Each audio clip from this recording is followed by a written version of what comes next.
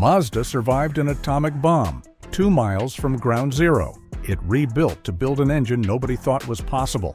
But in 2026, it couldn't survive a trade war. Profits collapsed. Regulators told owners of a top-selling SUV to stop driving it immediately. And Mazda's electric future failed so badly, it's now paying China to build its next one. Stick around, because this is 5 Fires, 1 Cause, the independent spirit that built Mazda. To understand why Mazda is struggling right now, you have to understand what makes Mazda different in the first place. Every other major Japanese automaker has a giant safety net. Toyota is enormous, selling over 10 million vehicles a year worldwide, with enough scale to absorb almost any shock. Nissan has its alliance with Renault and Mitsubishi. Honda has its own massive global footprint and a deep bench of hybrid and EV technology it's been building for over a decade. Mazda has none of that. Mazda sells around 1.2 million vehicles a year globally. That's a rounding error compared to Toyota. For most of its history, that smallness was actually part of the brand's charm. Mazda couldn't outspend anybody, so instead, it out-engineered them. This is the company that looked at a dead-end idea called the rotary engine, an idea every other manufacturer on the planet had already given up on, and made it work in a production car anyway. The Cosmo Sport in 1967 wasn't just a vehicle. It was a statement. We don't follow the herd, we find a different door. That same philosophy is why, decades later, Mazda carved out this incredibly specific lane in the American market. Not a luxury brand, not a budget brand, something called affordable luxury. A Mazda 3 or a CX-5 that feels and drives like something costing $5,000 or $10,000 more. Soft-touch materials in places competitors use hard plastic. Steering feel that's tuned by actual enthusiasts instead of a committee. Zoom Zoom wasn't just a marketing slogan. It described an actual engineering philosophy, and it built one of the most loyal fan bases in the entire industry. People who buy a Mazda tend to buy another Mazda. That kind of brand loyalty is basically priceless. But here's the thing about being small, independent, and proud of it. When the ground shifts under the entire industry, and right now the ground is shifting hard, a company without Toyota's balance sheet or Honda's global scale doesn't have nearly as much room to absorb the hit. And in 2026, the ground didn't just shift. It buckled. The tariff trap nobody warned you about. Let's talk numbers, because they're brutal. For the first half of Mazda's fiscal year 2026, running from April through September, the company posted an operating loss of 53.9 billion yen, more than $350 million. For the full fiscal year ending in March 2026, Mazda's global sales volume came in at 1.223 million units, down 6% year over year. Operating income collapsed 72%. Net income dropped 69%. Read that again. Not down a little, down more than 2/3 in a single year. The single biggest reason is tariffs, and this is where Mazda's small size turns from a charming quirk into a genuine liability. In 2025, the Trump administration imposed steep tariffs on imported vehicles, hitting Japan with a blend of 27.5% and 15%, and Mexico-built vehicles with a 25% tariff. Every Japanese automaker felt this, but Mazda felt it worse than almost anyone because unlike Toyota or Honda, Mazda doesn't build the bulk of its lineup inside the United States. Most of its SUVs, the CX-5, the CX-70, the CX-90, are built in Japan. The CX-30 and the compact Mazda 3 sedan are built in Mexico. Mazda told investors that U.S. tariffs alone cost the company 97.1 billion yen in profit in just the first half of the year. That's the equivalent of wiping out an entire division's worth of earnings. Gone, just from import taxes. So what did Mazda do? It did the only thing it could. It cut production. Wholesale volume dropped 8% in the first half of the fiscal year specifically to avoid flooding the market with vehicles that were now unprofitable to sell. And the sales numbers on the ground in America reflect exactly that kind of controlled retreat. Through the first 4 months of 2026, Mazda's overall U.S. sales were down over 15% year-to-date, and April alone saw a 17.3% monthly drop. Look at individual models, and it gets worse. The CX-30, built in Mexico, was down 56% for the year. The CX-70 was down 46%. The CX-90 was down 40%. The once-strong Mazda 3 sedan saw a single month where sales cratered nearly 59% compared to the year before.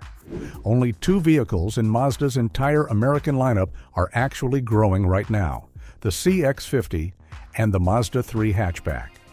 And there's a very specific reason why. The CX-50 is built right here in the United States at the Mazda-Toyota joint manufacturing plant near Huntsville, Alabama. It dodges almost all of the tariff exposure that's crushing the rest of the lineup. Sales of the CX-50 were up nearly 20% year-to-date. That's not Mazda winning on product superiority. That's Mazda quietly discovering that the only part of its business insulated from disaster is the part it doesn't fully control. Built inside a factory, it shares with a much bigger partner. Everything else, everything actually built by Mazda in Mazda's own plants overseas, is bleeding out in real time. When the recalls started piling up. Now, a rough sales quarter is one thing. Companies recover from bad tariffs and bad timing. But what makes this Mazda story especially painful is that while all of this financial pressure was building, the actual cars started running into serious trouble too, and it hit the exact vehicles that were supposed to be carrying the brand's future, the CX-90 and CX-70. Start with the scariest one. Federal regulators opened an investigation into what's now known online as the sticky steering problem on the CX-90 and CX-70.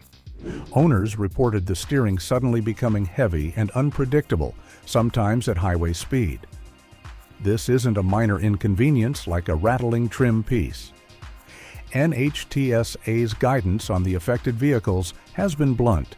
Do not drive them until the fix is completed, because a sudden change in steering effort at speed is exactly the kind of defect that causes real accidents.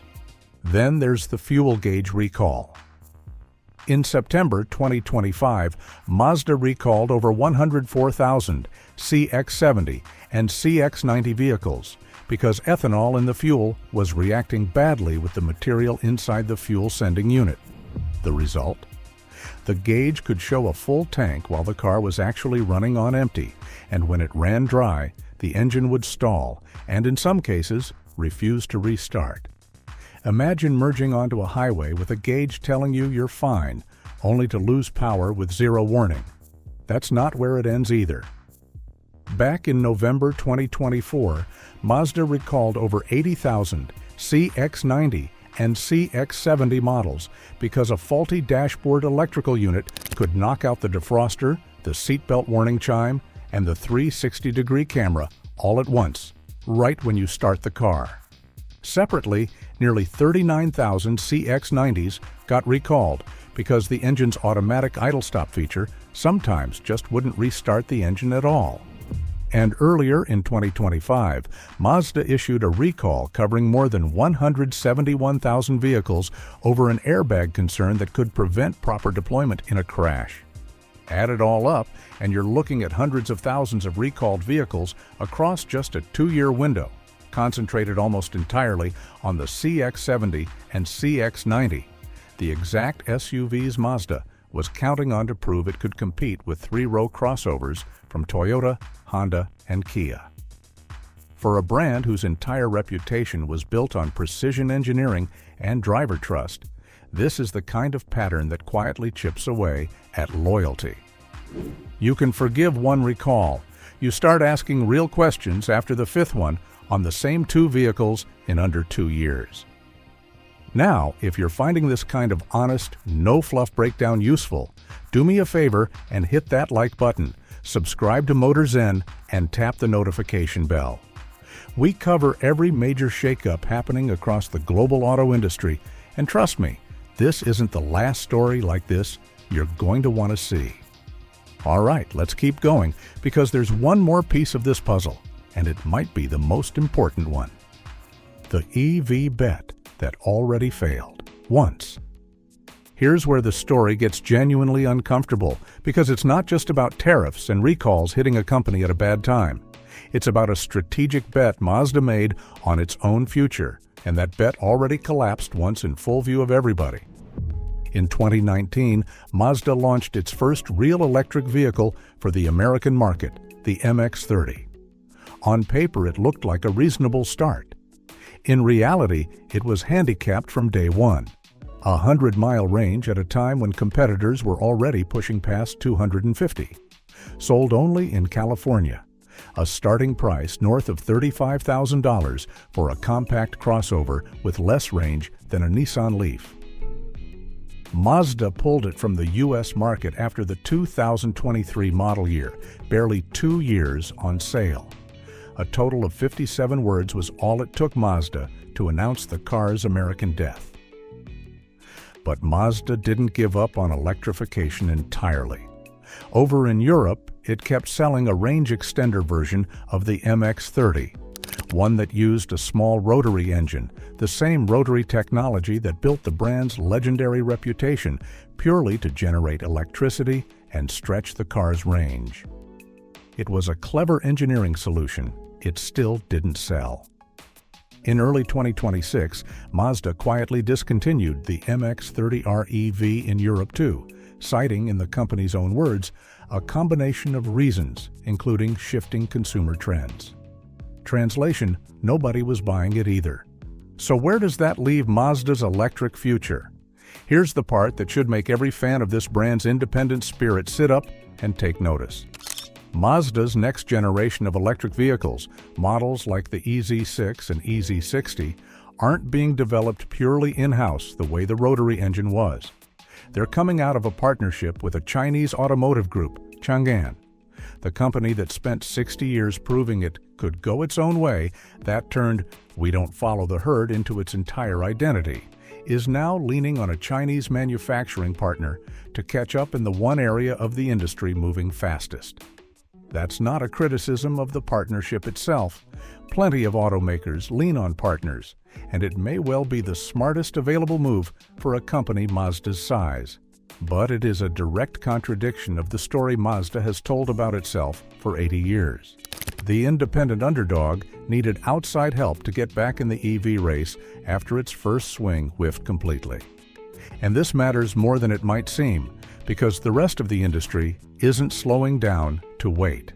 While Mazda was watching its first EV fail in 2 different markets, the whole competitive landscape moved on without it. It doesn't just need to catch up on electrification, it needs to do it while simultaneously bleeding money on tariffs, and while simultaneously trying to convince customers who just read about a do-not-drive steering recall that the brand's engineering integrity hasn't slipped. A small company fighting a big company's war. This is really the thread that ties every single one of these problems back to the same root cause.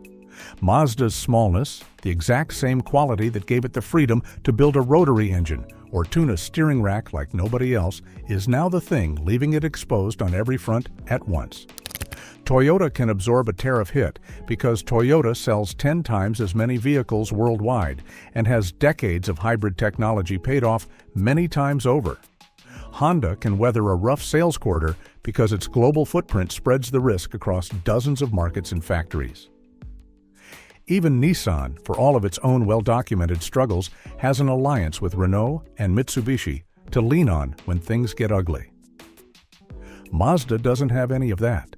When 97 billion yen of tariff costs land on a company with 1.2 million annual global sales, that's not a rounding error buried somewhere in a quarterly filing.